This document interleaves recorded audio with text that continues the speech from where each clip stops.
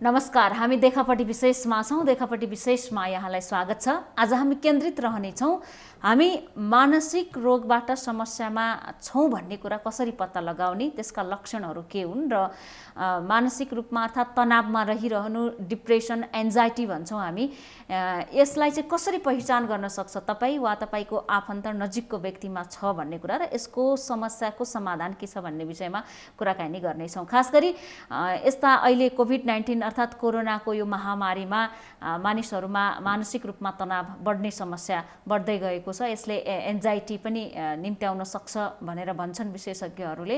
कुनै पनि विपत्तिहरू, महाविपत्तिहरू, डिजास्टरहरूमा मानिसहरू छिटो आत्तिने, डराउने र सन्तुलित रूपमा आफ्नो मनलाई राख्न नसक्ने समस्या विश्वव्यापी रूपमा स्वाभाविक रूपमा आउँछन्। त्यसकारणले पनि यस्ता समयमा काउन्सिलरहरूको भूमिका एकदमै महत्त्वपूर्ण रहन्छ र कसरी आफूलाई स्वास्थ्य मानसिक रूपमा राखिराख्ने भन्ने कुरा हरेक व्यक्तिका लागि हरेक दिन अति आवश्यक कुरा हो। तर नेपालमा डिप्रेसन भन्ने बित्तिकै यसलाई अलिकति नकारात्मक दृष्टिकोणले हेर्ने सोचाइ छ।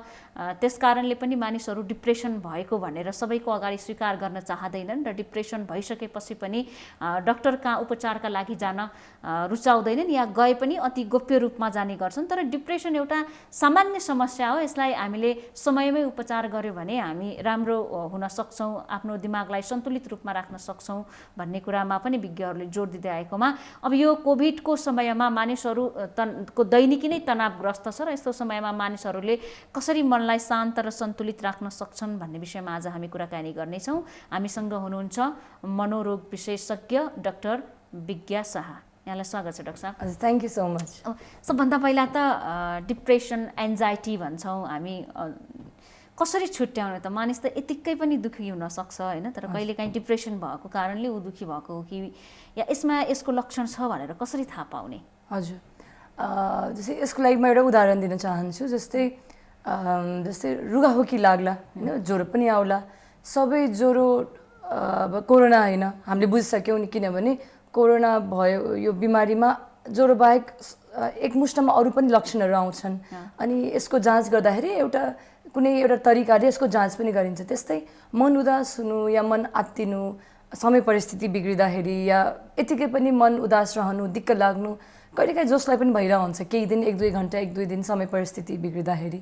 तर यदि यही समस्या यदि अनावश्यक अत्यावश्यक रूपमा यदि बढ्दैछ, 1-2 दिन नभएर हप्तौँ चल्दैछ अनि अलिअलि मन उदास मात्र नभएर यसले गर्दाखेरि अब निन्द्रा भोक बिग्रिन थाल्यो या मनमा एकदमै उदासपूर्ण विचारहरू आउन थाले, जस्तै म बेकार, जिन्दगी बेकार, यही बढ्दै आत्महत्याको सोचहरू, निन्द्रा भोक बिग्रिनु, यसलाई उदासीनता भनिन्छ भने अब एङ्जाइटी, मन आत्तिनुमा चाहिँ 1-2 घन्टा 1-2 दिन आत्तेर अघि यसलाई हामी एङ्जाइटी भन्दैनौँ। यदि यही लक्षणहरू जस्तै मन आत्तिने, छटपटी हुने, साथै शारीरिक लक्षणहरू पनि आउँछन्, जस्तै मुटु ढुकढुक हुने, मुटुको चाल बढ्या जस्तो, मुख सुक्या जस्तो, हात खुट्टा काम्ने, पसिना आउने, यो पनि 1-2 दिन नभएर यदि यो हप्तौँ महिना बढ्दैछ, निरन्तर भइराख्यो। एक्ज्याक्टली, हजुर। यदि यो कहिलेकाहीँ हुनु स्वाभाविक भयो, अत्यावश्यक रूपमा अनावश्यक रूपमा अलि लामो हुँदैछ अनि यसले आफ्नो दैनिकीमा अब एउटा गृहिणी हुनसक्छ, स्टुडेन्ट हुनसक्छ, जागिरे हुनसक्छ, आफ्नो दैनिकीमा यसले जीवनशैलीमा, आफ्नो काममा, आफ्नो सामाजिक परिवेशमा यसले आफूलाई यदि समस्या गर्दैछ भने चाहिँ तब यो चाहिँ हल्का फुल्का समस्या नभएर बिमारीतिर गइरहेछ, डिप्रेसन हो, एङ्जाइटी हो, उदासीनता हो या मन आत्तिने समस्या हो भनेर यसरी हामी बुझ्छौँ। यी दुइटै कुरा छुट्याउनमै हामी जान चाहँदैनौँ कि नेपालमा या साउथ एसियन मुलुकहरूमा डिप्रेसन, एन्जाइटी भन्ने कुरालाई त्यति स्वीकार गर्न खोज्दैनौँ र यसतिर हामी छलफल गर्नै चाहँदैनौँ। छलफल नगर्नु समस्याको समाधान हो त? लक्षण देखिहाल्यो भने? हजुर, जस्तै अब ज्वरो 100 पनि ज्वरो, 105 पनि ज्वरो नै भयो, त समयमा 100 डिग्रीलाई पनि यदि हामीले ध्यान नदिएर यो बढ्न थाल्यो भने यसले कतिको गाह्रो गराउँछ हामीले सबैले फिलै गरेका छौँ। त्यस्तै कुनै पनि मानसिक समस्या, बिमारीको कुरै नगरौँ, पहिले समस्या हल्का फुल्का जुन कहिलेकाहीँ हामीलाई भइरहेको हुन्छ, त्यसलाई समयमै हामीले त्यसको समाधान गर्नतिर लागेनौँ, के हो बुझ्न खोजेनौँ र हामीले जानकारी पनि छैन भने सानो कुराले पनि तिलले पनि पहाड बनाए जस्तै कुनै पनि समस्या बढ्दै बिमारी अनि बिमारीले गर्दा अरू कम्प्लिकेसन्स आउनु स्वाभाविक हो।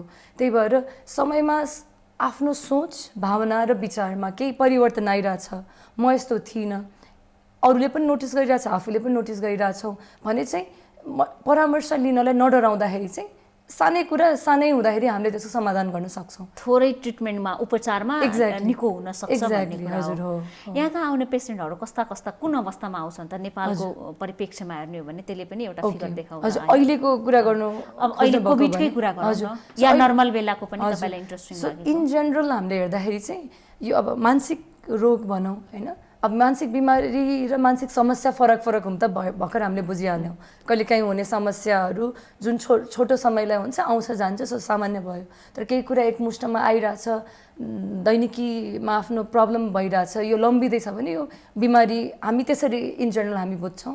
बिमारीमा पनि धेरैवटा प्रकारका बिमारी छन् मानसिक बिमारीहरू।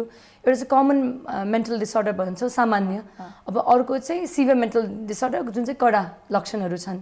सो जसरी अब एउटा शारीरिक बिमारीमा पनि रुगाखोकी, अब फिभर, टन्सिल, डायबिटिज, क्यान्सर थुप्रै प्रकारका छन्, हामीका पनि थुप्रै प्रकारका छन्। सो धेरै जसो चाहिँ हामीले देख्ने चाहिँ त्यही उदासीनताका लक्षणहरू, निन्द नलाग्ने, मन आत्तिने होइन, अनि जाँड रक्सी तथा लागु औषध दुर्व्यसन, जसमा अब तबाकुको पनि कुरा गरौँ। सो यिनीहरू चाहिँ मोस्ट कमनली देखिन्छ। तर हामीका त्यस्तै गरी एकदमै कडा मानसिक समस्याहरू जस्तै साइकोसिस भन्छौँ, सिजोफ्रेनिया भन्छौँ या बाइपोलार भन्छौँ होइन, यिनीहरू पनि छन्। अब यसको साथसाथै अरू ओसिडी, पिटिएसडीहरू भन्छौँ, थुप्रै तरिकाका छन्। तर धेरै जसो चाहिँ हामीले एकदमै सबसे कमनली के देखिन्छ भन्नुहुन्छ भने चाहिँ सामान्य मानसिक बिमारी जस्तै डिप्रेसन, एङ्जाइटी यिनीहरूलाई नै मान्छौँ। सामान्य लक्षण देखिनेलाई नै हजुर, सामान्य मानसिक बिमारी भन्छौँ। यो चाहिँ सामान्य र मानसिकमा अब अलि सिरियस हो भनेपछि कडा सिम्पटम्सहरू देखिनु पर्यो। हजुर, यो चाहिँ कमन भयो, एकदमै सामान्य भयो। कडामा चाहिँ अरू बाइपोलर, साइकोसिस भने त्यो पनि देख्छौँ। तर धेरै जसो चाहिँ हामीले कमन मेन्टल डिसअर्डर जस्तै डिप्रेसन, एङ्जाइटी नै धेरै जसो देख्छौँ। यो त हिजो अस्तिसम्म 1-2 महिना अगाडिसम्म ठिक थियो, 1-2 महिनापछि मात्रै परिवर्तन आयो, खासै अरू लाइफस्टाइलमा पनि त्यस्तो परिवर्तन आएको छैन भन्छन् नि। कसरी सुरु हुन्छ त यो मानसिक बिमारी? हजुर, सो जस्तै कुनै पनि मानसिक बिमारी, मानसिक समस्या किन हुन्छ भन्दा एउटा उत्तर छैन होइन। यो किनभने यसमा बहुपक्षीय कुराहरू भएको भएर, जस्तै हामी चाहिँ बायो साइको सोसियल मोडल भन्छौँ, बायोलोजिकल फ्याक्टर्स भन्छौँ, जैविक कारणहरू, सोसियल भनेको सामाजिक, साइकोलोजिकल भनेको मनोवैज्ञानिक होइन। अब जस्तै यदि परिवारमा अब जसरी डायबिटिजको जस्तो एउटा जोखिम हुन्छ, यो जेनेटिक्सको कुरा गर्छौँ, त्यस्तै मानसिक बिमारी पनि यदि कुनै न कुनै प्रकारको परिवारमा छ भने बच्चाबच्चीलाई हुने रिस्क हुन्छ। अब हजुरबुवा या काका काकी 2-3 पुस्ता मतलब एउटा डायबिटिज जस्तो हुन्छ यसमा रिस्क। अर्को जैविक कारणहरू भने अब हाम्रो हर्मोनल इस्युजहरू भयो, धेरै जस्तो थाइरोइड हामीले देखिरहेको हुन्छौँ। थाइरोइडमा पनि गडबडी भयो भने यसले मानसिक समस्या निम्ति आउँछ।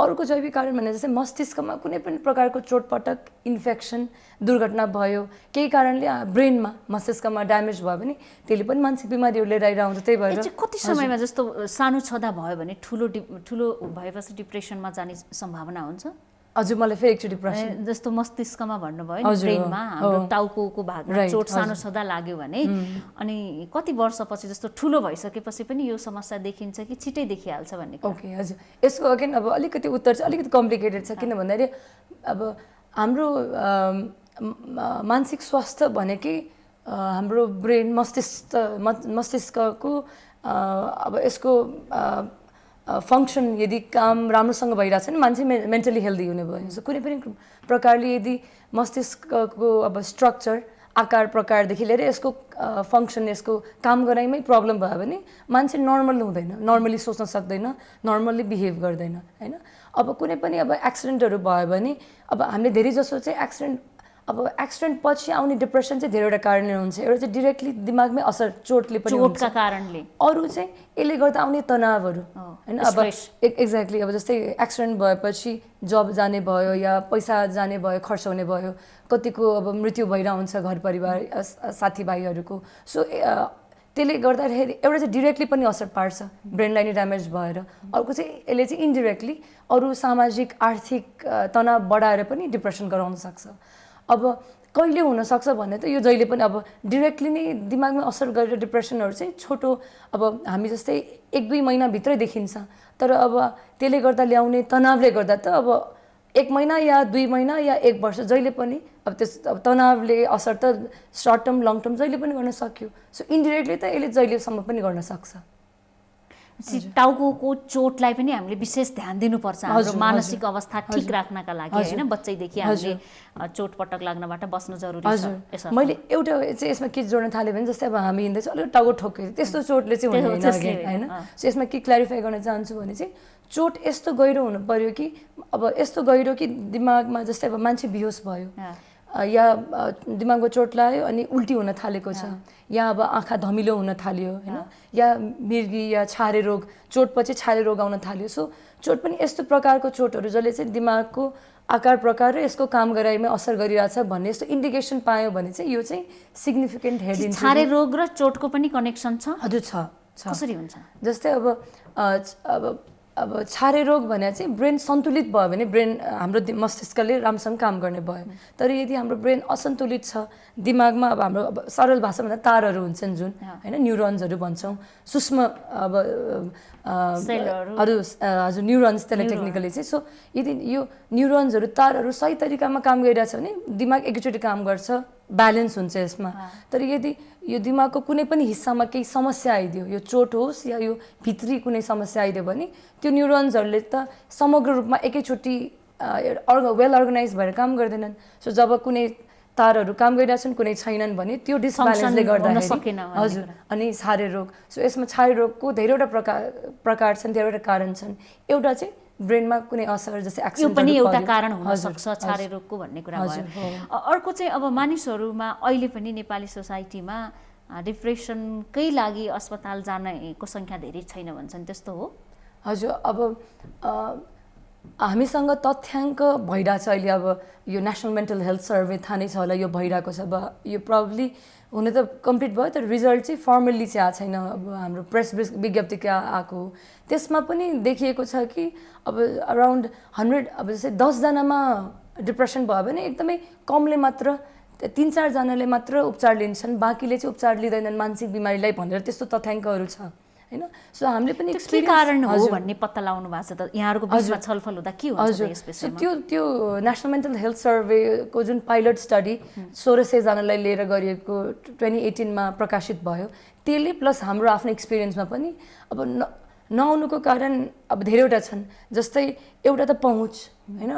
अब जसरी फिजिशियन अब या रुगाखोकीको डाक्टरहरू जसरी सजिलो रूपमा भेटिन्छन् त्यस्तै मानसिक विशेषज्ञहरू त्यस्तै गरी भेटिँदैन एउटा कारण भयो। एक्सेसिबिलिटी कुरा गर्छौँ। अर्को भने एक्सेसिबिलिटी अवेलेबिलिटी अब सबै उपलब्ध हुनु। हजुर एक्ज्याक्टली। अब अर्को भने चाहिँ अब जस्तै यसको कारणै नबुझेर जस्तै अब आफ्नो केही दिमागमा केही समस्या भयो यो त पागल रहेछ भनेर धामी झाँक्रीतिर जान्छन्। सो यसको बारेमा जानकारी नै नहुनु हैन। अनि अब अर्को भने चाहिँ जस्तै अब अर्को चाहिँ सामाजिक लालसा जुन चाहिँ अब ल मलाई त केही भयो जस्तो छ म त पागल हुन थालेँ कि अब के भन्ला समाजले छोरीको बिहा हुँदैन कि या नराम्रो दृष्टिकोणले हेर्छन् कि जागिरबाट निकालिदिन्छन् कि भन्ने यो सानसानो भेदभाव र सामाजिक लान्छनाको डरले पनि समयमै उपचार लिन नखोजिने पनि प्रवृत्ति देखिन्छ। समयमै उपचार लिएन भने यसको रूप चाहिँ कहाँसम्म पुग्न सक्छ त? सो इन जनरल म मानसिक रोगहरूको कुरा गर्ने भने चाहिँ कुनै पनि समस्या समयमा समाधान गरेन भने बढ्छ। सो अब अलिअलि समस्याबाट सुरु भएको छ भने यो अझै बढ्दै यसले आफ्नो दैनिकीदेखि लिएर अब निन्द्रा भोकहरू सबै बिग्रिन थाल्छ। काम गराइहरू बिग्रिन थाल्यो। मान्छेको सामाजिक सम्बन्ध बिग्रिन्छ। यसले गर्दाखेरि अब मान्छे पहिले जस्तो खुसी अब सहज नहोला अलि अप्ठ्यारो बन्देला। त्यसले गर्दा अब एक आपसमा सम्बन्धहरू बिग्रिन्छ परिवारमा। त्यस्तै हेर्ने हो भने रोग पनि आफै कडा प्लस थप अन्य रोग पनि थपिने जान्छन्। जस्तै अब उदाहरणको लागि डिप्रेसन उदासीनताको समस्या हुन थाल्यो अरे अनि मान्छेलाई दिक्क लाग्छ। अब रक्सी खाएर अलिकति आराम रिल्याक्स गरौँ भन्ने सोचले यता लागु औषध तथा कुलत भने यसलाई पनि हामीले बिमारी नै मान्छौँ। लागु औषध तथा अब जाँड रक्सीको जुन समस्या यसलाई पनि यो पनि एक प्रकारको मानसिक बिमारी हो। सो मान्छेले डिप्रेसन हुँदाखेरि ल रिल्याक्स हौँ भनेर जाँड रक्सी धेरै व्यवस्थापन गर्नका लागि। सो अर्को एउटा थप समस्या थपियो। त्यसै डिप्रेसन बिग्रिँदै थाल्यो भने जुन अघि नै हामीले सिभियर मेन्टल डिसअर्डर भनेको कडा मानसिक समस्याहरू जस्तै साइकोसिस भन्छौँ जसमा कानमा आवाजहरू नभएको आवाजहरू पनि सुनिने डर वयमहरू शङ्काहरू सुरु हुने यो डिप्रेसनमा पनि यदि यो बिग्रिँदै गयो भने आउन थाल्छ। सो एउटा रोगबाट अन्य रोग पनि आउने भयो मानसिक रोग। अरू शारीरिक रोग पनि थपिने भयो। जस्तै अब एकदमै फिजिकल्ली एक्टिभ मान्छे अब डिप्रेसन भयो, रहर लाग्दैन, इच्छा लाग्दैन, सो ऊ हिँड्न कम गर्ला, एक्सर्साइज गर्दैन, टाइममा खाना खाँदैन, सो उसमा अरू शारीरिक बिमारीहरू, डायबिटिज छ भने उसको डायबिटिज बिग्रिने भयो होइन। सो अरू शारीरिक मानसिक बिमारी बिग्रिन थाल्छ। अनि अब उसको सम्बन्धदेखि लिएर उसको आफ्नो जीवनशैली थप बिग्रिने भयो। सो यसले गर्दाखेरि चाहिँ कम्प्लिकेसन्सहरू आउँदै गर्छ आफ्नो व्यक्तिगत पारिवारिकदेखि लिएर आफ्नो मानसिक तथा शारीरिक स्वास्थ्यमा नै समस्या आउन सक्छ। त्यही भएर समयमा उपचार गर्न जरुरी छ भन्ने कुरा भयो। अब हामीले घरमै पनि आफन्तहरूको बिचमा व्यवहार फरक भएको कसरी छुट्याउन सक्छौँ? कस्तो अवस्थामा चाहिँ हामीले लगिदिने त? सबै अब 15-16 वर्षको 10-12 वर्षको बालबालिकाहरूमा डिप्रेसन हुन सक्ने, डिप्रेसनमा जान सक्ने पोसिबिलिटी कति हुन्छ? हजुर, सो यसमा दुईवटा प्रश्न पाएँ मैले। एउटा चाहिँ कसरी चिन्ने, अर्को चाहिँ बच्चा बच्चीमा डिप्रेसनको लक्षणहरू कस्तो हुन्छन् होइन। अब कसरी चिन्ने भन्दाखेरि अब 3टा कुरा याद गरिन्छ भने धेरै सजिलो छ। कुनै पनि अब सबैको आफ्नो व्यवहार त फरक फरक हुन्छ। एउटै आफ्नै आमाको 2टा बच्चाको व्यवहार पनि छुट्टै हुन्छ। परिवारमा सबै इन्डिभिजुअल व्यक्ति फरक हुन्छन्, तर कसैको यदि स्वभावमा परिवर्तन आइरहेछ, उसको सोच व्यवहार र उसको भावनामा फरक कोही हुँदैछ जसले गर्दाखेरि अब सोचमा फरक भएर जस्तै अब एकदमै आत्तिने या एकदमै दुःखको मात्र कुरा गर्ने, यदि डर शङ्काको कुराहरू गर्यो सोचमा परिवर्तन यस्ता खाले आउन सक्छन्। भावना भनेको जस्तै अब अलि दिक्क मात्र मान्ने, रुन मात्र खोज्ने, आत्ति राख्ने होइन, अनि अब डराइराख्ने, यो भावनामा परिवर्तनहरू आउन सक्छन्। त्यस्तै भनेको आफ्नो व्यवहारमा भनेको अब त्यो रिसाउने, झर्किने या डराएर बस्ने, बाहिर ननिस्किने, या अब पहिले जस्तो अब टिभी हेर्ने, खेल्ने मान्छेहरू या गफ गर्नेहरू अलिक कम गर्दैछन्। सो यसरी उनीहरूको व्यवहारमा परिवर्तन, सोचमा र भावनामा परिवर्तन भइरहेछ भने चाहिँ परामर्शलाई एक्चुअली लिएर गइहालौँ। हुनसक्छ बिमारी नहोला, त्यो एकदमै छोटो समयको लागि आएको एउटा परिवर्तन जुन अहिले हामीले कुरा गऱ्यौँ, जसमा पनि हुन्छ समय परिस्थिति बिग्रेर, त्यो हुनसक्छ। तर परामर्श लिँदाखेरि चाहिँ यो बिमारी हो या यो कसरी उपचार गर्न सकिन्छ, डक्टरको उपचारमा जान सकिन्छ, त्यो गर्न सकिन्छ। सो यसरी चाहिँ हामीले आइडेन्टिफाई पहिचान गर्न सक्छौँ। के स्थापित मानिसहरू पनि जोसँग नेमफेम सबै छ उनीहरू पनि आत्महत्या गर्छन्? हामी के भन्छौँ भने योसँग के कमी थियो, यसले किन आत्महत्या गरे होला भनेर हामी फेरि उसलाई क्वेसनहरू गरिराख्छौँ कि उसको सुसाइड पछि पनि किन आत्महत्या गर्छ त मानिस? हजुर, सो यो प्रश्नलाई चाहिँ मैले अघि नै उत्तरमा जान चाहन्छु कि कुनै पनि मानसिक समस्या भनेको चाहिँ बहुपक्षीय, हामीले जुन जैविक, सामाजिक र मनोवैज्ञानिक कारणको कुरा गऱ्यौँ। जस्तै ज्वरो जसलाई पनि आउन सक्छ नि। अब ज्वरो धनी गरिब, पढेको नपढेको, कसैले केही हेर्दैन, यो रोग जसलाई पनि आउन सक्छ, ज्वरो या टन्सिलाइटिस या डायबिटिज भनौँ। त्यस्तै कुनै पनि बिमारी मानसिक हो या शारीरिक जसलाई पनि आउन सक्छ हो, त्यसमा रिस्क फ्याक्टर्स या जोखिमका कारणहरू चाहिँ देखिन सक्छन्। जस्तै अघि नै हामीले जैविकमा जस्तै कसैमा अब यदि सुसाइडकै कुरा गर्छौँ, आत्महत्या हो भने 90 to 95% चाहिँ मानसिक समस्या देखिन्छ। अब मोस्ट कमनली डिप्रेसन, तर अरू पनि कारणमा एङ्जाइटीमा पनि मान्छेले सुसाइड गर्छ या सडनली पनि रिस्कको कारणले गर्न सक्छ। हजुर, त्यो चाहिँ 5-10% पर्छ होइन। सो अब सुसाइड मानसिक समस्या सबैका बहुपक्षीय कारणहरू छन्। सो अब यसमा यदि परिवारमा सुसाइड भएको छ, कसैले गरेको छ या पहिले पनि गरेको पास्टमा छ व्यक्तिले हो भने, त्यस्तै अब उसको कुनै अब अघि नै हामीले जुन मस्तिष्कमा अब जस्तै एक्सिडेन्टहरू या कुनै ब्रेनमा इन्फेक्सन्सहरू भएको छ। अब त्यस्तै अब सामाजिक कुरा हेर्ने हो भने अब यो पारिवारिक आर्थिक समस्या, सामाजिक प्रतिष्ठा, कम्पिटिसनको कुरा भयो, हजुर, अनि केही लसहरू भयो या डोमेस्टिक भाइलेन्स या कुनै यातनाको कुरा।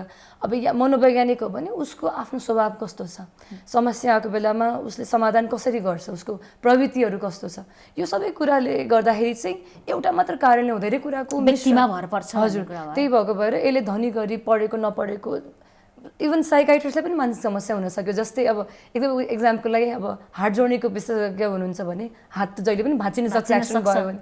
त्यस्तै रोग जसलाई पनि लाग्न सक्छ, जोखिमका कारणहरू चाहिँ हुन सक्छन् होइन, रिस्क फ्याक्टर्स। तर बिमारी चाहिँ जसलाई पनि अब त्यही भएर सेलिब्रिटीहरूमा एकदम सुसाइड देखिन्छ। एउटा इन्डियाको एकजनाको आत्महत्या चाहिँ विश्वव्यापी रूपमा चर्चामा पनि छ होइन। डराउँछन् पनि कि रिसाएर भित्र गएछ आत्महत्या गरिहाल्छ कि, हामी जेनरल भाषामा भन्ने हो भने घर परिवारमा पनि डर हुन्छ। त्यो डर किन हुन्छ त, हामीलाई के लाग्छ? हजुर, कसैले आत्महत्या गर्ला कि भनेर अब डर किन भन्दा आत्महत्या भनेको सानो कुरा होइन। यसलाई चाहिँ हामी इमर्जेन्सीको रूपमा जस्तै अब उदाहरणको लागि प्यारालाइसिस भयो या हार्ट एट्याक आयो भने त्यसलाई एउटा इमर्जेन्सीको रूपमा लिन्छौँ नि, त्यस्तै आत्महत्याको सोच विचार या कुनै प्लान गर्दैछ उसले भने यो सबैलाई हामीले चाहिँ मानसिक स्वास्थ्यकर्मीहरूले यसलाई चाहिँ इमर्जेन्सीको रूपमा लिन्छौँ।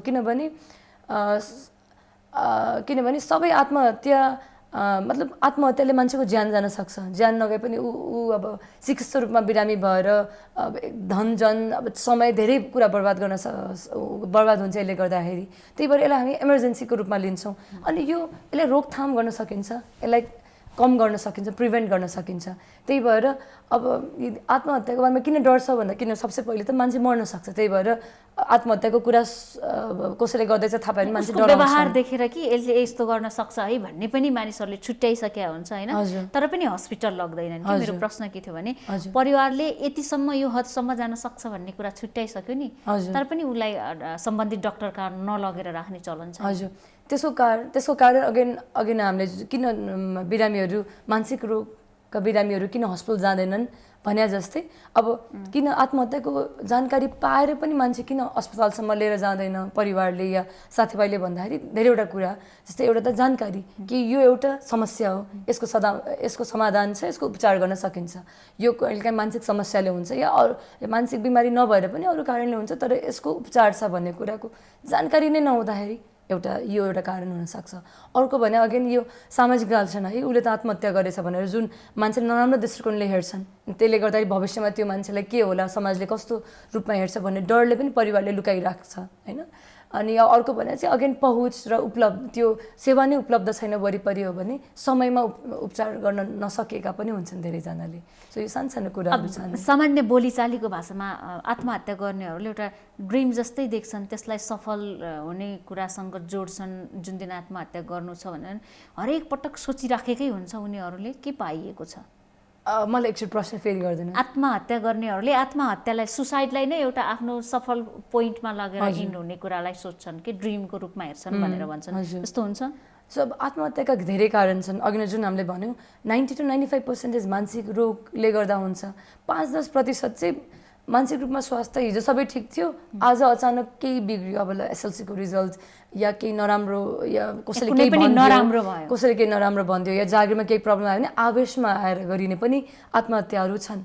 सो यो जुन 90 to 95% प्लानिङवाला आत्महत्या हुन्छ कि हुँदैन भन्ने कुरा उसले अरूलाई नभनेर भित्रभित्र प्लानिङ गरिराखेको हुन्छ। हजुर, सो मेजोरिटी चाहिँ प्लानिङ देखिन्छ हामीले, बिकज 90 to 95% चाहिँ मानसिक बिमारीमा हुने भएको भएर मानसिक समस्या भइरहेको छ, ऊ मानसिक समस्याले ग्रस्त छ, उसलाई अब एकदमै उसमा दिगदारी होपलेस हुन थाल्यो, उसले कुनै समस्याको समाधानै देखिरहेको छैन, अब डिप्रेसनै भयो भने उसलाई त सबै कुरा अन्धकारै लाग्ने भयो। सो यसरी चाहिँ उसमा चाहिँ आत्महत्याको सोच बिल्डअप देख्दा पहिले चाहिँ भगवानले उठाए हुन्थ्यो भन्दै पछि केही गरौँ भन्ने सोच बढ्दै बढ्दै एक दिन अचानक कदम उठाउने यस्तो प्रक्रिया देखिन्छ। तर त्यो 5-10%मा चाहिँ विदाउट मतलब हिजोसम्म ठिकै थियो, आज अचानक आवेशमा आएर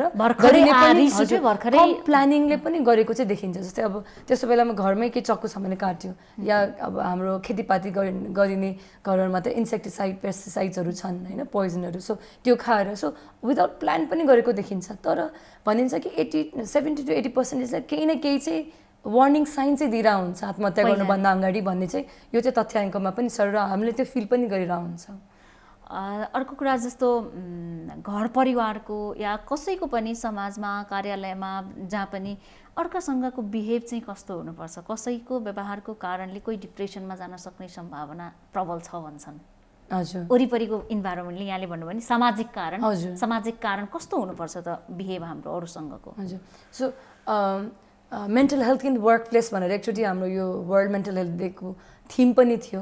अब मान्छेले आफ्नो यसो हेर्नुभयो भने 24 आवर्समा 8-9 घन्टा त काममै बिताउँछ नि, त्यही वर्क अफिसमै त्यही ठाउँमै बिताइरहेको हुन्छ। त्यही भएर घरमा जस्तो हामीले राम्रो वातावरण हुनुपर्छ भन्छ त्यत्तिकै इम्पोर्टेन्ट छ कि वर्क प्लेसमा पनि सहज कोर्डियल रिलेसनसिप हुनु पर्यो होइन। अब यसले अब तनावका धेरैवटा कारणहरू छन्। सो एउटा यो सामाजिक आफूले काम गर्ने ठाउँमा समय परिस्थिति नमिलेको हुँदा पनि हुने भएको भएर अब कस्तो चाहिँ इन्भाइरोमेन्ट बनाउने भन्दाखेरि चाहिँ अब 2-3टा कुराहरू छन्। जस्तै एउटा चाहिँ एज अ कोवर्कर साथीभाइहरूकै बिचमा पनि अब हामी अलिकति एम्पथेटिक हुन्छ नि, बुझ्ने हुनु पर्यो कि सबैलाई गाह्रो हुन्छ।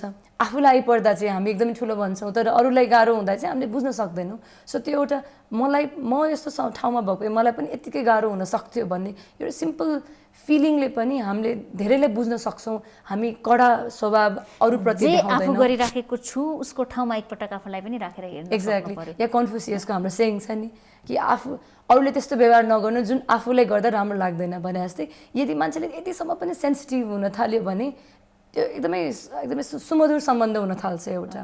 अब अर्को भने चाहिँ अब वर्क प्लेसमा धेरैवटा समस्याहरू हुन्छन्। अब जेन्डर बेस्ड पनि प्रब्लम्सहरू आइपर्छ। त्यही भएर अब त्यहाँ लिडर या बस भन्छौँ या म्यानेजरको अब पनि रेस्पोन्सिबिलिटी रहन्छ कि अलिकति फ्लेक्सिबिलिटी हेरेर, सिचुएसन हेरेर होइन, अब परिस्थिति बुझ्नलाई। अनि त्यसपछि अब आइपरेको बेला त्यस्तै लिभहरू मिलाउने या अब मान्छेले मोटिभेसन भन्ने कुरा एकदमै इम्पोर्टेन्ट छ काममा। अब त्यसमा यो चाहिँ पैसाको मात्र नभएर मोटिभेसन धेरैवटा प्रकारको हुन्छन्। जस्तै सानो प्रेज पनि होस् या अब चाडपर्व आउँदा एउटा ग्यादरिङ, एउटा फ्यामिलियल इन्भाइरोमेन्ट पनि बनाउन सक्यो भने सो यो त सानो कुरा। यसलाई चाहिँ काम मात्र नभएर यसलाई पैसा, काम र प्रतिष्ठासँग मात्रै नजोडेर हेर्नु। योसँग पैसा छ, प्रतिष्ठा छ, यसमा समस्या हुन सक्दैन भन्ने कुरा सोच्नु चाहिँ गलत हो भन्ने कुरा भयो। अब अहिले चाहिँ तपाईँ हाम्रो जसको पनि अफिसको काम गर, घरको काम गर, चारैतिर हेर होइन, एकदमै स्ट्रेस भएको लाइफ छ होइन सबैको। यसका लागि चाहिँ हाम्रो घरको इन्भाइरोमेन्ट चाहिँ कस्तो हुनु पर्ला त? हजुर, अब सो आन्सर सिमिलर नै हुने भयो। सो अब घरमा सबैको रेस्पोन्सिबिलिटी डिफ्रेन्ट छ। अब गृहिणी हुनुहुन्छ भने उहाँको काम अझै बढ्या होला अहिले यो कोभिडको 19 को परिप्रेक्ष्यमा, बिकज सबैजना घरमै हुनुहुन्छ।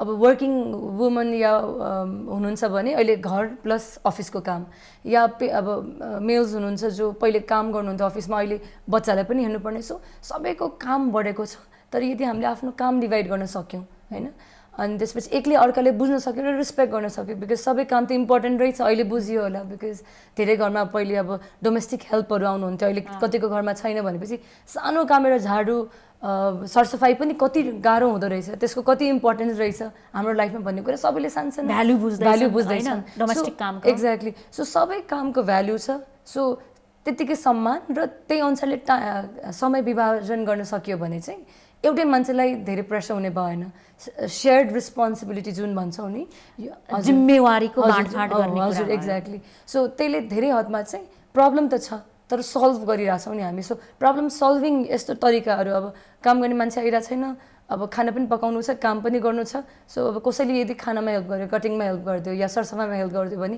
त्यो मान्छेको त वर्कलोड कम हुने भयो, उसलाई आउने त्यो तनाव त कम हुने भयो। सो एकले अर्कालाई यसरी बुझेर काम, जिम्मेवारीको मान सम्मान र यसरी टाइम म्यानेजमेन्ट गरिदियो।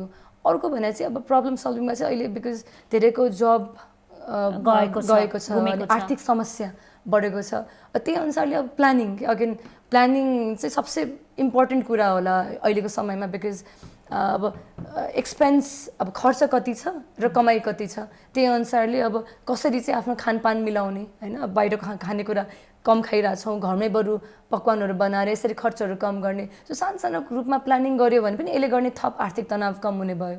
अब सेयर्ड रेस्पोन्स, जिम्मेवारी अब सेयर गर्दाले पनि यसले गर्दा हुने तनाव कम हुने भयो। अर्को भने चाहिँ अब घर परिवारमा कसरी मानसिक रूपमा स्वास्थ्य भने चाहिँ अर्को जुन यो जाँड रक्सी तथा लागु औषध दुर्व्यसन, अब फ्री टाइम छ, घरमै छौँ, बाहिर अब घुम्न सुम्न पाइरहेको छैनौँ। सो आज एल्कोहल लिएर, जाँड रक्सी लिएर अलिक रिल्याक्स गराउन भन्ने प्रवृत्ति बढेको देखिन्छ। सो जाँड रक्सीले अगेन यसले चाहिँ मानसिक रूपमा स्वस्थ हुनलाई मद्दत गर्दैन। यो मेसेज चाहिँ सबैले बुझ्नु पर्यो। सो त्यही अनुसारले यसलाई कट डाउन गर्नु पर्यो, लिनु भएन।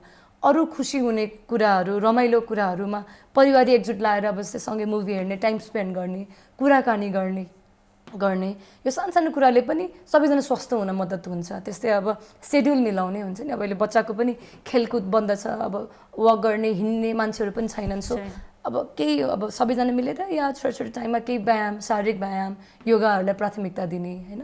अब अरू भने खानेकुरा मिलाएर खाने। अब अहिले धेरै मोटाउने पनि प्रवृत्ति त्यतिकै छ, खान पाएर खाना गाह्रो भएको पनि त्यतिकै देखिन्छ। सो यो सबै कुरालाई ध्यान दिएर व्यायाम, एक्सर्साइज, चिया कफी कम खाने, निन्द्राहरूको टाइम टेबल मिलाउने, यो गर्दाले चाहिँ मान्छे आफू पनि स्वस्थ हुने भयो, परिवारमा अरू पनि स्वस्थ हुने भयो, एकले अर्काले त्यसरी मद्दत पनि गर्न सकिन्छ। तर हाम्रो त प्रायः जस्तो बानी खाने सेड्युल थोरैको मात्रै फिक्स हुन्छ होइन। खाने सेड्युल, उठ्ने सुत्ने टुङ्गो हुँदैन, काम केही नभए पनि हामी आफ्नो हिसाबले चलिरहेको छौँ। यसलाई हाम्रो शारीरिक अवस्थाका बारेमा असर पर्न सक्छ भन्ने मानसिकता अझै पनि छैन हो सबैमा। यो टाइम टेबलले गर्दा हजुर अब धेरैले बुझे। अब अहिले चाहिँ बिकज यो कोभिड-19मा एउटा राम्रो कुरा चाहिँ के आइपर्यो भने यो अवेरनेस एकदमै बढ्न थाल्यो कि मानसिक स्वास्थ्यको बारेमा होइन।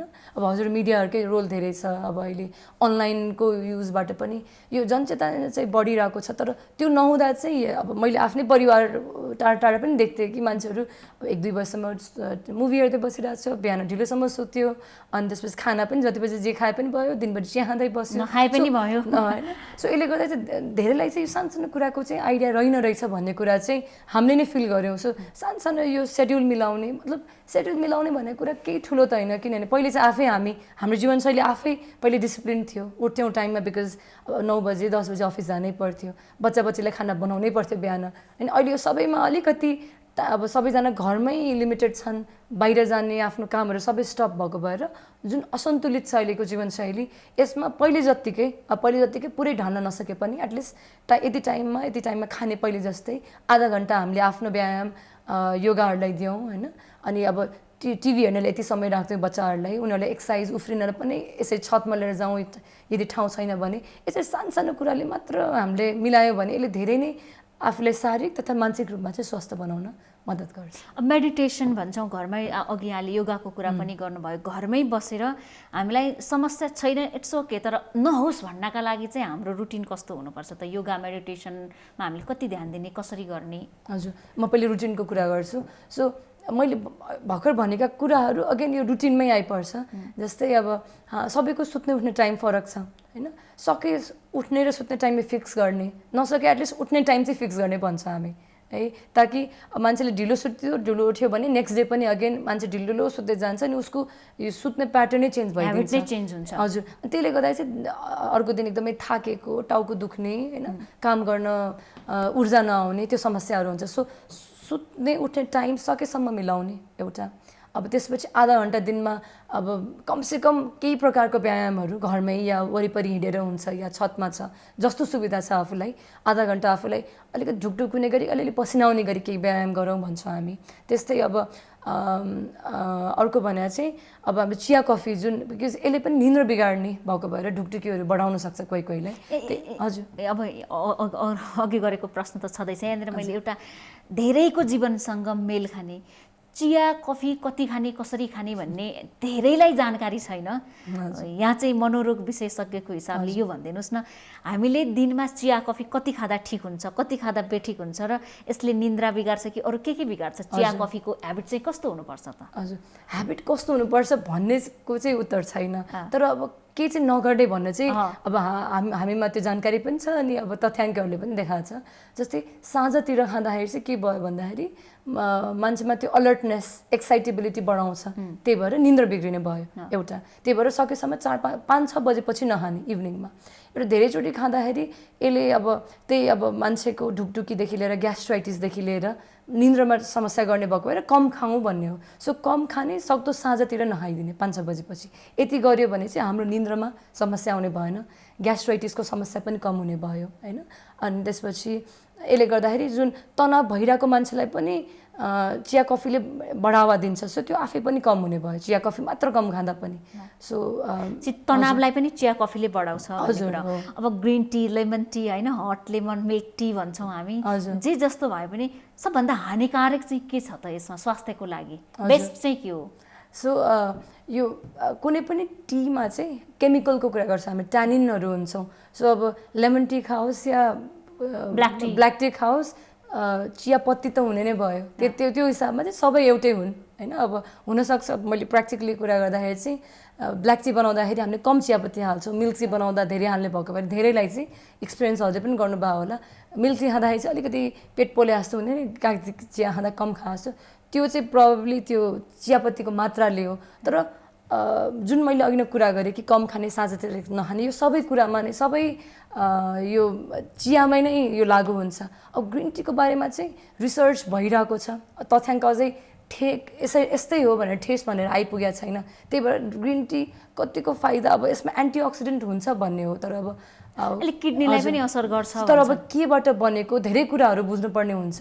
किनभने सबै कुरा हाम्रो लिभरबाट म्याक्सिमम कति खानु ठिक हो त त्यस हिसाबले? त्यो हजुर त्यसको बारेमा चाहिँ मलाई धेरै आइडिया भएन हजुर, ग्रिन टीको बारेमा हजुर। सो त्यही भएर सकेसम्म 5-6 बजेपछि नखाने अनि कम खाने, यही सुझाव दिन्छु। ग्रिन टीको बारेमा चाहिँ बिकज तथ्याङ्क भन्दैछ, कतिको फाइदा हुन्छ हुँदैन त्यो स्टडी नै भइरहेछ, त्यही भएको भएर धेरै पनि खान चाहिँ सल्लाह नखानु भन्ने नै सल्लाह दिन्छु म। धेरै मानिसलाई म के देख्छु भने अघि यहाँले अलिकति जोड्नु पनि भएको थियो, मुटुको ढुकढुकी बढ्ने भनेर, एकदम मुटु दुख्यो, छाती दुख्यो, हार्ट अट्याक हुन लाग्यो कि भनेर आत्तिँदै हस्पिटल गएको, तर 10औं पटक जाँदा पनि नर्मल देखिने, मुटु नर्मल देखिने, तर छटपट्टि चाहिँ नहुने, त्यो पनि एन्जाइटी हो। हजुर हो, त्यो अब हजुरले भनेकैलाई मात्र बुझ्यो भने यसलाई चाहिँ हामीले प्यानिक अट्याक भन्छौँ। एङ्जाइटीको अलिकति सिभियर फर्म, अलिक कडा हुन कडा भएको एउटा लक्षण हो भनेर बुझ्न सकिन्छ। सो त्यस्तो कसैलाई भइरहेछ भने चाहिँ मनोचिकित्सकसँग चाहिँ परामर्श लिँदा धेरै राम्रो हुन्छ। एन्जाइटीले चाहिँ कस्ता कस्ता छटपट्टिहरू आउँछन् त त्यस्तो भए? अरू मानिसलाई के चाहिँ फिल गर्छ एन्जाइटीको मेजर सिम्पटम्सहरू? यसका चाहिँ मानसिक लक्षण मात्र नभएर घबराहट, बेचैनी, बिर्सिन थाल्ने, ध्यान दिन नसक्ने, छटपटाहट भन्छौँ, यो मात्र नभएर शारीरिक लक्षण पनि छन् जुन हामीले याद गर्दैनौँ। टाउकोदेखि हेर्ने भने टाउको दुख्ने, झमझम हुन्छ, हातखुट्टा काम्ने, पसिना पसिना आउने, मुख सुक्न थाल्छ होइन, अनि अब टाउको दुख्ने, जिउ दुख्ने, घाँटी दुख्न थाले हुन्छ धेरैजनालाई, हातखुट्टा चिसो तातो हुन्छ, मुटु ढुकढुक हुने, अमिलो अब ग्यास्ट्राइटिस, अमिलो पानी डकारा आएर त्यो पनि लक्षण हुन्छ एङ्जाइटी हुँदाखेरि। अब अर्को अब तल जाँदैछ भने पिसाब लागे जस्तो गर्ने, अचानक पिसाब लागे जस्तो नै पिसाब नआउने, मतलब यो पिसाब र मतलब यो टोइलेटमा पनि अलिकति प्रब्लम गराइदिन्छ यसले होइन। रेगुलर हुँदैन, हजुर रेगुलर हुँदैन, छिटो लागे जस्तो हुन्छ होइन आत्तिको बेला। त्यस्तै निन्द्रा बिग्रिन थाल्छ होइन, अनि त्यसपछि अब यसो हातहरू काम्ने। सो यो चाहिँ समग्रमा बुझ्दाखेरि चाहिँ यसले चाहिँ मानसिक बिमारी भए तापनि या मानसिक समस्या भए तापनि यसको मानसिक लक्षण मात्र नभएर यसको शारीरिक लक्षण पनि छन्। त्यही भएको भएर मानसिक बिमारीले चाहिँ हामीले एउटा शरीरकै बिमारी हो उसको रूपमा लिनु पर्यो। रुगाखोकी, ज्वरो जस्तो या अरू कुनै इन्फेक्सन जस्तो यो पनि एउटा रोग हो, उपचार छ भन्ने कुरा बुझ्न जरुरी छ।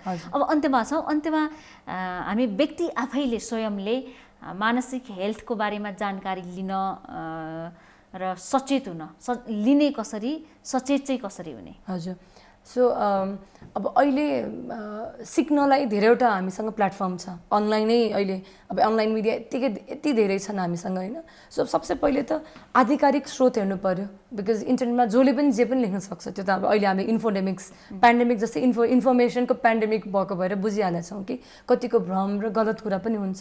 सो आधिकारिक स्रोतहरू जस्तै हाम्रो अब मिनिस्ट्री अफ हेल्थ एन्ड पपुलेसनको वेबसाइट छ, या WHO को वेबसाइट भयो, या डक्टर्सहरूकै आफ्नै ब्लगहरू हुन्छन् होइन, डक्टर्स या हेल्थ प्रोफेसनल्स या इन्टरभ्युजहरू यस्तै जहाँ चाहिँ आधिकारिक स्रोतहरू छन्। यिनीहरू चाहिँ अब घर बसी पनि हेर्न मिल्यो। अब कतिलाई पढ्न मन छ भने अब त्यही किताबहरू त भइहाल्यो होइन। अनि अब इन्टरभ्युजहरू भयो, अब रेडियोमा पनि अहिले अब टिभी अनलाइन मात्र नभएर रेडियोमा पनि इन्टरभ्युजहरू थुप्रै आइरहेछन्। सो अब अहिले हेर्ने हो भने चाहिँ सञ्चार माध्यमै सबसे सजिलो र सहज एउटा बनेको छ यो भयो होइन। सो अनि अर्को भने चाहिँ अब घर परिवारमा कोही अब मानसिक स्वास्थ्यकर्मी नभएर कोही स्वास्थ्यकर्मी पनि छन् भने उहाँहरूलाई पनि मानसिक विषयको बारेमा त केही जानकारी त अवश्य हुन्छ। सो कसैले त्यो भन्दैछ भने चाहिँ अब हामीले चाहिँ पहिले सुन्न पनि खोज्दैनौँ कि डराउँथ्यौँ होइन, यसको बारेमा कुरा गर्नु नै ला हामीलाई के हुन्छ कि पागलै भइन्छ कि छ्या यस्तो कुरा पनि गर्ने हो भन्ने जुन एउटा मान्छेमा डरै थियो नि यो विषयलाई लिएर, अहिले त्यो बिकज घट्दै पनि छ, जनचेतनाले मान्छेले बुझि पनि रहेछन्। सो अब खुलेर कुरा गरौँ, कसैले सिकाइरहेछ भनिरहेछ भने सुनौँ होइन, आफूमा भएको समस्याहरू भन्न नडराउँ। सो त्यसले यसरी जानकारी आदान प्रदान गर्दाखेरि पनि भइहाल्यो। प्लस अब अरू भने चाहिँ अहिले अब समस्या आइपऱ्यो भने हस्पिटल डक्टर्स त पहिलेदेखि नै थियो, अहिले अब क्राइसिस हेल्पलाइन नम्बर्सहरू पनि छन् जसमा केही समस्या पऱ्यो भने तुकातु फोन गरेर हजुर टोल फ्री नम्बर्सहरू हाम्रो TUTH टिचिङ हस्पिटल, मानसिक हस्पिटलमा अहिले सुरु भएको छ, पाटन हस्पिटल र अरू NGO TPOहरूको त पहिलेदेखि नै सर्टेन मोबाइल सुसाइड हेल्पलाइन नम्बर्सहरू यस्तोहरू चाहिँ थियो पनि। एउटा प्रश्न चाहिँ थप्के गर्न मन लाग्यो भने अघि अन्तिम नै भनेको थिएँ, आउट अफ कन्ट्रोल हुन्छ नि, एबनर्मल नै टोटल्ली भइसकेका मानिसहरू निको हुने सम्भावना कति हुन्छ? हजुर, अब यसको लागि चाहिँ मैले हामी नेपालीमा अब पागल नै भन्छौँ होइन, पागल भन्छौँ, यो चाहिँ निको हुने उनीहरूको रिकभरी रेट चाहिँ कस्तो छ? हजुर, अब यो जुन हजुरले भन्नुभयो यो चाहिँ हामीले कडा सिभियर मेन्टल डिसअर्डर, कडा मानसिक समस्यामा राख्छौँ होइन। अब त्यसको चाहिँ यसमा 100% चाहिँ रिकभरी छैन, बिकज यसमा धेरैवटा प्रकारका लक्षणहरू हुन्छन् जुन डर, भ्रम अनि अनौठो अनुभवहरू चाहिँ धेरै हदमा दबाईले छुन्छ। तर धेरैमा चाहिँ के कुरा देखिन्छ भने चाहिँ मान्छे पहिले जस्तो नर्मल, पहिले जस्तो गफ गर्ने, आफ्नो सामाजिक परिवेशमा घुलमिल हुन, कम्प्लिटली नर्मल हुन, त्यो सानो लक्षण नेगेटिभ सिम्पटम भन्छौँ हामी यसलाई चाहिँ। जस्तै पहिले जस्तो घुलमिल हुने, गफ गर्ने, एउटा सोच म यो गर्छु एम या त्यस्तो विचारहरू भविष्यप्रति त्योहरू कम हुन थालेर मान्छे आफ्नो दुनियाँमा हराउँछ। यो लक्षणले चाहिँ धेरैलाई चाहिँ 100% राम्रो पहिले जस्तो चाहिँ बन्नलाई चाहिँ रोक्छ। त्यही भएर अब यसको उपचार छ भन्न चाहन्छु नम्बर 1 त हैन, किन कुनै पनि बिमारीको अहिलेको जमानामा धेरैवटा उपचारहरू छन्, धेरैवटा पद्धतिहरू छन् दबाई बाहेक पनि। रिकभरी रेट सबैमा 100% छैन हैन, तर उपचार लिएन भने चाहिँ यसले एकदमै ठुलो भयावह स्थिति गर्ने भएको भएर यो उपचार लिन, कडा मान्छे बिमारी भए पनि उपचार लिनलाई चाहिँ नडराउँ, किनभने यसमा झनै कम्प्लिकेसन्स आउँछ। त्यही भएर अरूको लागि पनि हार्मफुल हुने भएको, आफूलाई र अरूलाई धेरै हानि नोक्सानी भएको भएर यो कडा लक्षण हो। यसको उपचार गाह्रो छ तर इम्पोसिबल होइन, जति सकिन्छ सुधार हुँदै जान्छ, 100% ठिक हुँदैन भन्ने कुरा नै कतिमा हुन्छ कतिमा हुँदैन। अब यो पर्सेन्टेज भन्न थाल्यो भने दर्शकहरू कन्फ्युज हुनुहुन्छ भने मैले त्यो पर्सेन्टेज नभन्यो। सो यसको उपचार छ, सबैजनामा 100% रिकभरी नहोला, तर उपचार गर्ने भन्दा झनै भयावह स्थिति आउँछ। अझै पनि धेरै जसो अब कन्ट्रोलभन्दा बाहिर गइसकेको, मानसिक सन्तुलन गुमाइसकेको भन्छौँ हामी होइन, धेरै जसोहरू चाहिँ यसमा चाहिँ धामी झाँक्री कहाँ जाने चलन अझै पनि रहेछ कि शिक्षित परिवारमा पनि। त्यसमा समय खर्चिँदाखेरि उपचार गाह्रो हुन्छ कि समयमै अस्पताल आउनु ठिक हो? हजुर, यो विभिन्न तथ्याङ्कले पनि देखाएको छ कि जति ढिलो आइयो कुनै पनि डिप्रेसन होस् या यो एकदमै कठिन बिमारी, सबैमा जति ढिलो आयो त्यति नै बिमारी बिग्रिँदै जान्छ। जुन अघि न कस्तो कुन तरिकाले बिग्रिन्छ हामीले कुरा गरिहाल्यौँ, त्यति नै मेडिसिनको हाई डोज चाहिने, त्यति नै दबाईले छिटो नछुने, यस्तो तथ्याङ्कहरू भएको भएर उपचार लिन चाहिँ अब, किनभने यो यसका कारण जेसुकै भए पनि दिमागमा केमिकल्सहरूको गडबडी भएर हुने हो, असन्तुलन भएर ब्रेनमा। सो यसको उपचार गरिएन भने चाहिँ मान्छेमा झनै समस्या थप हुँदै जान्छ। त्यही भएर बरु अरू केही उपचार गरिन्छ भन्ने त्यो आफ्नो विश्वास भयो, गर्न मिल्यो, तर मनोचिकित्सकलाई चाहिँ देखाउन चाहिँ ढिलो नगर्नु होला। मेडिकल्ली गरिने उपचार चाहिँ गरि नै राख्नु पर्यो भन्ने कुरा। ढिलो गर्नु भएन। अर्को एउटा कुरा के जोड्न खोज्यो भने जस्तो कोभिडकै कारण, कोरोनाकै कारण डिप्रेसनमा जानेहरूको सङ्ख्या बढेको छ कि छैन? तपाईँ कहाँ आउने पेसेन्टहरूको सङ्ख्या घटबड भएर पनि थाहा हुनसक्छ होइन? हजुर, अहिले हामीसँग अब यो एउटा नेसन वाइड तथ्याङ्क छैन, तर अब वर्ल्ड वाइड पनि र हामीले एक्सपिरियन्स गरेको डे टु डे बिरामी हेर्दाखेरि पनि यो 7-8 महिनामा अब सुरु भएका मानसिक समस्याहरूमा चाहिँ अब निन्द नलाग्ने, मन आत्तिने, जुन एङ्जाइटी कुरा गऱ्यौँ हामीले, अनि उदासीनता, यो तिनवटा चाहिँ एकदमै कमनली देखिएको छ। सो डिप्रेसन अब हाम्रो क्लिनिकल एक्सपिरियन्समा चाहिँ भएको देखिन्छ। अब बढ्दैछ भन्नलाई हामीसँग अब त्यसलाई स्ट्रक्चर ठोस एउटा तथ्याङ्क चाहिँ छैन, तर एक्सपिरियन्समा चाहिँ मानसिक समस्या चाहिँ बढेको देखिन्छ। यसमा चाहिँ निन्द नलाग्ने, आत्तिने र उदासीनताका लक्षणहरू चाहिँ यो 7-8 महिनामा चाहिँ धेरैमा, पहिले नभएकामा पनि नयाँ थप भएको या एकचोटि ठिक भएकामा पनि बल्झिएको चाहिँ समस्याहरू देखिरहेछ। समयका लागि धेरै धेरै धन्यवाद। हजुर, हस्, थ्याङ्क यू सो मच। धन्यवाद यहाँलाई पनि। हामी देखापट्टि विशेषमा थियौँ, मनोरोग विशेषज्ञ डाक्टर विज्ञा शाहसँग कुराकानी गरिरहेका थियौँ। मानसिक रोग अर्थात् हामी डिप्रेसन, एन्जाइटी, मेन्टल डिसअर्डरका कुराहरू गर्छौँ र मानसिक सन्तुलन गुमिसकेपछि उपचार गराउने पद्धति, त्यसको सम्भावना कति छ भन्ने विषयमा, र खास गरी मानिसहरू किन डिप्रेसनमा जान्छन्, यसका कारणहरू, यसका लक्षणहरू, यसको उपचार पद्धति कस्तो रहेको छ, र अहिले पनि समाजमा मानसिक समस्यालाई, मानसिक रोगको समस्यालाई कसरी हेर्ने गरिन्छ र कसरी हेर्नुपर्छ, घर परिवार कार्यालयमा आफूले आफ्नो मानसिक स्वास्थ्य सन्तुलन राख्नका लागि गर्ने व्यवहार, अरूसँग गर्ने व्यवहारहरू कस्ता हुनुपर्छ भन्ने विषयमा पनि केन्द्रित रहेर आज देखापट्टि विशेषमा हामीले कुराकानी गऱ्यौँ। देखापट्टि विशेषबाट आज हामी सबै बिदा चाहन्छौँ। भोलि नयाँ पात्रका साथ उपस्थित हुनेछौँ।